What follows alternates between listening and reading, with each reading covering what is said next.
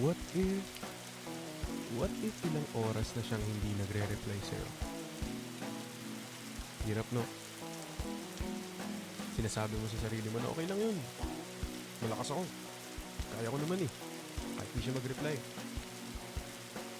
Pero what if may kinakausap naman na pala talaga yung iba? What if nakaschedule ka pala? Stars